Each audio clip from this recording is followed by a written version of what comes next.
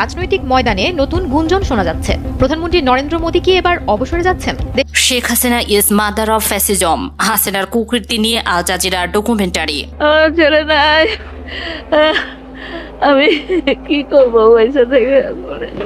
Train লাইনে ফেলে দেওয়া হয় জীবিত অথবা মৃত ব্যক্তিকে, যাতে ট্রেন কাটা পড়ার পর তাদেরকে চিহ্নিত করতে কষ্ট হয়। কাউকে কাউকে ব্রিজের উপরে নিয়ে গুলি করে মারা হয়। দর্শক, দীর্ঘ 1 বছর গোপনে থেকে আবার দর্শক, দেশ পূর্বার ধরে কিংবা কাছে যারা এই মুহূর্তে দেখছেন, আশা করি সবাই ভালোই আছেন। দর্শক, এই মুহূর্তে পাওয়া খুবই গুরুত্বপূর্ণ একটি ভিডিও আপনারা দেখতে চলেছেন। দর্শক, টাইটেল থাম্বনেলের শিরোনাম দেখেই আপনারা বুঝতে পেরে গেছেন আসলে ভিডিওটি ঠিক কত গুরুত্বপূর্ণ। দর্শক, বর্তমানে দেশের পরিস্থিতি চলতেছে, সেটা আমাদের অবশ্যই খেয়াল করা উচিত। যেহেতু আপনি ভিডিওটি ক্লিক করেছেন, সেহেতু আপনাকে অবশ্যই ধন্যবাদ জানাই। তো দর্শক, কথার বাড়াবো না, চলুন আমরা সেই কাঙ্ক্ষিত ভিডিওগুলি দেখে আসি। তবে তার আগে বলবো, যারা এখনও আমাদের চ্যানেলটিকে সাবস্ক্রাইব করেননি, অবশ্যই চ্যানেলটিকে সাবস্ক্রাইব করে রাখবেন। আর যারা অলরেডি সাবস্ক্রাইব করে রেখেছেন, তাদেরকে অসংখ্য ধন্যবাদ। তো দর্শক, কথা আর বাড়াবো না, চলুন আমরা সেই ভিডিওটুকু দেখে আসি।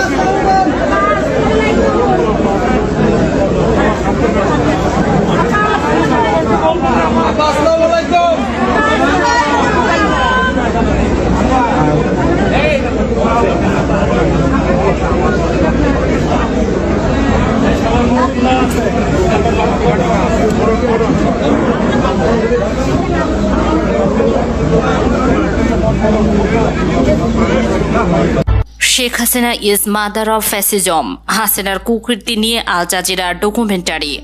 ছেড়ে নাই, আমি কি করবো? ট্রেন লাইনে ফেলে দেওয়া হয় জীবিত অথবা মৃত ব্যক্তিকে, যাতে ট্রেন কাটা পড়ার পর তাদেরকে চিহ্নিত করতে কষ্ট হয়। কাউকে কাউকে ব্রিজের উপরে নিয়ে গুলি করে মারা হয় এবং এটা target প্র্যাকটিসও। The disappearances helped crush the main opposition group, the Bangladesh, and forced him to balance over 2-inch nails. এভাবে আমি কতক্ষণ দাঁড়িয়ে থাকতে পারবো? তখন তারা মোটা লাঠি দিয়ে এখান থেকে শুরু করে এখানে পর্যন্ত পেটাতো, এই র্যান্ডম এই পর্যন্ত পেটাতো, এবং আমার অনেকবার ইউরিন বের হয়ে গেছে। এইভাবে আর দাঁড়িয়ে থাকতে পারতাম না। সহ্য না করতে পেরে আমি ওই পেরেকের মধ্যে আমার গোড়ালিটা নামিয়ে দিতাম। তখন বাংলাদেশে শেখ হাসিনার দানবীয় শাসনাবলী, গুম খুন ও বিচার বহির্ভূত হত্যাকাণ্ড এবং বাংলাদেশের ভবিষ্যৎ গণতন্ত্র নিয়ে ডকুমেন্টারি প্রকাশ করেছে আল জাজিরা, যেখানে নিরাপরাধ ব্যক্তিদের হত্যা, ভিন্নপথ তপনে আয়নাঘর তৈরি করা এবং হাসিনার রাজনৈতিক প্রতিহিংসার চিত্র তুলে ধরা হয়েছে। এছাড়া জুলাই আন্দোলনে সাধারণ মানুষকে গুলি করে হত্যার তথ্য প্রকাশ করেছে আল জাজিরা। পাশাপাশি হাসিনার শাসনামলে কিভাবে দেশের অর্থ বিদেশে পাচার হয়েছে সে বিষয়ে তথ্য প্রমাণ তুলে ধরেছে কাতার ভিত্তিক সংবাদ মাধ্যমটি। আল জাজিরা তুলে ধরে 2014 সালের নির্বাচনে জয়ের জন্য হাসিনা কিভাবে গুমের রাজনীতি শুরু করে। তৎকালীন সময় বিএনপি নেতা ও সমাজকর্মী সাজিদুল ইসলামকে তুলে নিয়ে গুম করে হাসিনা সরকার। এরপর আর সাজিদুলকে ফিরে পাননি তার পরিবার। They were not criminals. They were activists, strong organizers for opposition party. Sajidul ইসলাম তুলি গুমের শিকার সাজিদুল ইসলামের বোন। নিজের ভাইকে না পেয়ে গুম হওয়া ব্যক্তির পরিবারের পাশে দাঁড়াতে মায়ের ডাক নামে একটি সংগঠন চালু করেন। শুরুতে 8টি পরিবার নিয়ে যাত্রা করলেও এই সংগঠনে এখন প্রায় 1000 গুমের শিকার পরিবার অন্তর্ভুক্ত হয়েছে। প্রিয়জনকে ফিরে পাওয়ার আশায় এখনো অপেক্ষায় থাকেন তারা। Sanjida and her mother began a support group for families of the missing. They started with 8 families. Now there are more than 1,000. তারা জীবিত আছেন কিংবা মৃত তাও জানেন না স্বজনরা। ট্রেন লাইনে ফেলে দেওয়া হয় জীবিত অথবা মৃত ব্যক্তিকে, যাতে ট্রেন কাটা পড়ার পর তাদেরকে চিহ্নিত করতে কষ্ট হয়। কাউকে কাউকে ব্রিজের উপরে নিয়ে গুলি করে মারা হয়। হাসিনার এমন নৃশংসতা থেকে জীবিত ফিরে আসা আলোচিত 2 জন ব্যক্তি হলেন উম্মাম কাদের এবং ব্রিগেডিয়ার জেনারেল আব্দুল্লাহিল আমান আজমি। 5 আগস্ট হাসিনা পালানোর পর তাদের ছেড়ে দেওয়া হয়। এই দুজনের সঙ্গেও কথা বলেছে আল জাজিরা। শুধু হুম্মাম কাদের ও আমান আজমি দুজনকে আটক রাখা হয় আয়নাঘরে। ডিজিএফআই দ্বারা নিয়ন্ত্রিত নির্জন অন্ধকার রুমে বছরের পর বছর আটকে রাখা হয় তাদের। তারা আল জাজিরাকে জানিয়েছে আয়নাঘরে যাদের রাখা হতো তাদের সবসময় হাত বেঁধে রাখা হতো, কারোর সাথে দেখা করতে কথা বলতে দেওয়া হতো না। আল জাজিরাকে আব্দুল্লাহ আবান আজমি জানান অন্ধকার একটি সরু রুমে তাকে চোখ বেঁধে মুখোশ পরিয়ে রাখা হতো, আশেপাশের কোনো শব্দ শুনতে পেতেন না তিনি।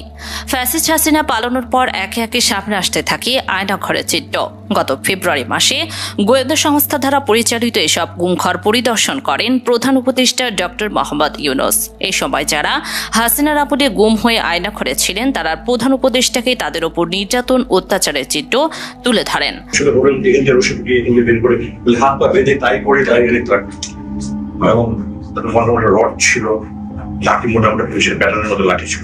হাসিনার আমলে গুমের শিকার আরেকজন রাজন ব্যাপারী তার গুম হওয়ার কারণ এবং তার উপর চালানো নির্যাতনের ভয়াবহতার কথা তুলে ধরেছে আল জাজিরা। সংবাদ মাধ্যমটিকে রাজন জানিয়েছেন খালেদা জিয়ার বিরুদ্ধে দেয়া মিথ্যা মামলাগুলোর বিচারের ত্রুটি নিয়ে একটি বই লেখেন তিনি। এই অপরাধে তাকে বন্দুক ঠেকিয়ে তুলে নিয়ে যায় আইনশৃঙ্খলা বাহিনী। পিক করে পিছন থেকে এসে এইভাবে ধরে এন্ড কোমরে বেল্টে ধরে গান বের করে সাথে সাথে আমাকে কালো কাপড় দিয়ে মুখটা ঢেকে ফেলে। মুখে কালো কাপড় বেঁধে রাজনকে কোথায় নিয়ে যাচ্ছিল তখন কিছুই জানতেন না তিনি।